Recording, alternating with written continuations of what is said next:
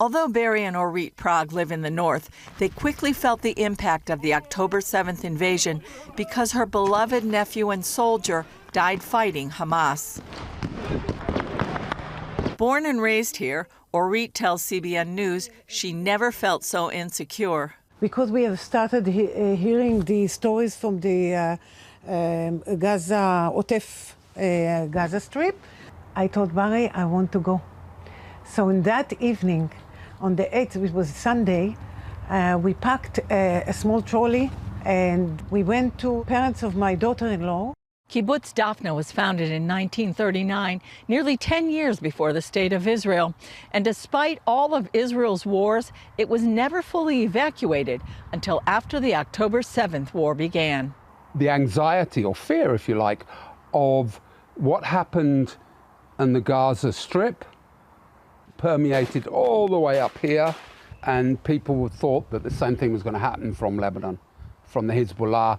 The Praags became like wandering Jews living out of their suitcases. We tried to see how we find the good or the strength in a situation. We became part of the surreal situation, and we gradually adapted, as everybody else did, to this surreal situation which the people in the north and the south became accustomed to. And it's awful to think that we did become accustomed to, well, I can only describe it as crazy. Soon after the war began, CBN News visited Kibbutz Dafna, an agricultural community and tourist destination. Community manager Arik Yacobi explained how the community maintained an emergency routine with just a few people milking cows and taking care of the animals. The hotel and camping area were closed, and Hezbollah rocket threats kept them out of their avocado orchards. During some of the fighting in Lebanon for this place and here, there were a lot of casualties amongst our soldiers. This area of the kibbutz suffered the most rocket damage.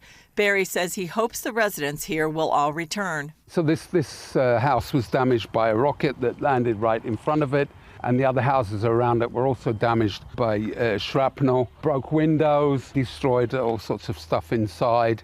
Just now we're starting to get back to normal. Barry and Orit returned last summer in the midst of the fighting. We see our home is here. And coming back to Dafna, to our home, is sort of a statement, a declaration, A, to the Israeli government, B, to our friends and brothers and sisters in Dafna. We do trust the army. We saw that they were very good. They protected us very well. Orit's Lithuanian parents helped start the kibbutz, and she felt childlike excitement coming back home. When we came in June, what Barry said about the surreal feelings going in Dafna, that was in the highest of the prosperity of the kibbutz, until the 6th of October, was very weird. The surreal part is that we were here in 2006. We stayed here. No one left. Oh, people left, but there was no evacuation.